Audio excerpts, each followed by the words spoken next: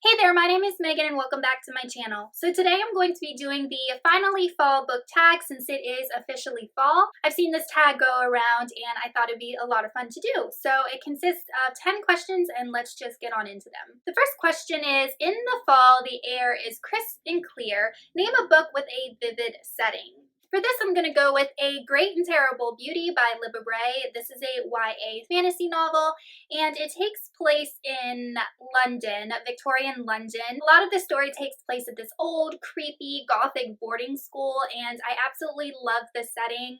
It reminds me of the old, foggy English moors, and there's just so much atmosphere in this book, and it's got such a dark setting and undertone that is one of the reasons that I love it so much. So I cannot recommend this series enough if you like Victorian England settings and dark, creepy boarding schools. Question number 2 says, nature is beautiful but also dying. Name a book that deals with a heavy topic such as loss or grief. For this, I'm going with Letters to the Lost by Brigid Kemmerer. This book is a YA contemporary and it follows two characters, Juliet and Declan, and both of those characters are dealing with loss. Juliet is dealing with the loss of her mother and Declan is dealing with the loss of his father and his sister. So I found this book to be very powerful for as short and simply written as it is, and it definitely pulled at my heartstrings while I was reading it. Question 3 says, fall is back to school time. Name a book that taught you something. This one, I really couldn't think of a specific book because I feel like I learned something from all books, whether it's a nonfiction book, whether it's a fiction book where I learn how to write prose differently or learn new vocabulary or just learn about the human experience in general. So I feel like every time that I pick up a book, I learn something from it. Number 4 says, in order to keep warm, it's nice to spend time with people you love. Name a family or friend group that you'd like to be a part of. For this, I'm going to choose Lady Midnight or the Dark Artifices trilogy by Cassandra Clare.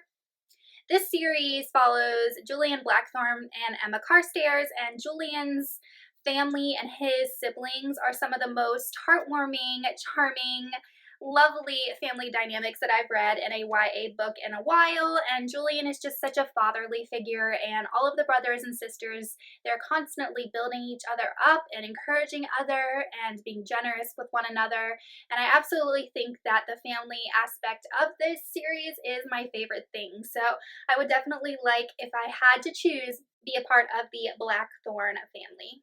Number 5 says, the colorful leaves are piling up on the ground. Show us a pile of books with fall colors. First book we have is An Alchemy of Mask and Mirrors by Curtis Craddock. Then we have The Waking Fire by Anthony Bryan, followed by Deathcaster by Cinda Williams Chima. Then we have Two Like the Lightning by Ada Palmer, and finally, Red Seas Under Red Skies by Scott Lynch. So I think this stack of books is definitely fall colored. Question 6. Fall is the perfect time for sharing a story around a fire. Share a book where someone is telling a story. For this, I'm going with The Wrath and the Dawn by Renee Ahdieh, and it's fresh in my mind because I finished it a couple weeks ago. The character Shirzad is constantly telling these Arabian folklore stories to the people around her, namely the Prince Khalid, and I loved the lore in this book. I thought it was one of the highlights, and I loved the stories she told, so definitely would consider this an example of someone telling a story. Question 7. The days are getting shorter and darker. Share a dark, creepy book.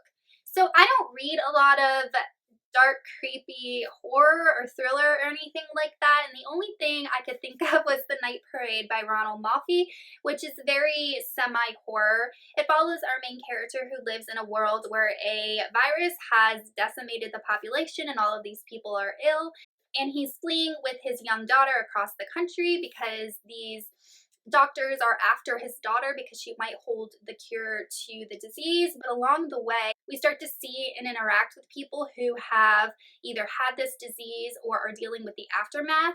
Not only that, but as we go on, we start to question the main character's sanity. And there are just some scenes that are just really, really creepy. I thoroughly enjoyed this. I think that if you like horror and like creepy kind of dark stories, that you would really enjoy Ronald Moffey's books. Question 8. The days are getting colder. Name a short, heartwarming read that would warm up someone's cold heart. For this one, I'm actually going to go with a short story, and it is Thank You Ma'am by Langston Hughes. This is a very short story about a youth who does something wrong, and instead of being punished in the traditional way, he is shown love and compassion and empathy, and it's such a heartwarming story. I used to read it with my sixth graders when I taught sixth grade, and it was always very enjoyable for them. So I highly suggest reading it if you are down in the dumps and want just a happy, put a smile on your face short read. Question 9. Fall returns every year. Name a book that you would like to return to. I'm going to go with the Fellowship of the Ring, or the Lord of the Rings trilogy in general. I used to read The Hobbit with my 7th graders every year, and I have reread that numerous times, and I have never, ever reread The Lord of the Rings. And I said last year that in 2020 I was going to reread The Lord of the Rings because I just want to be re-immersed in that world, and I absolutely love Middle-earth, and I just have been itching to reread the trilogy for a while now. So I am definitely going to get to The Fellowship of the Ring, The Two Towers, and The Return of the King in 2020 and satisfy my reread itch. Question 10. Fall is the first time for cozy reading nights. Share your cozy reading accessories. So for me, I'm usually bundled up in a blanket. I don't have anything specific, and I usually have coffee or chai tea that I'm drinking while I'm reading, and sometimes I'll put on like an ASMR room and let the ambiance sounds kind of fill the house. I can't read with music or TV on or anything like that because I get distracted. So definitely at least the drink and the blanket, and then the ambient sounds if I'm feeling up for it. Okay guys, so that was it for my finally fall book tag. I hope you enjoyed it. Let me know in the comments some of the books that you're reading this fall, and I will see you guys soon in another video. Bye!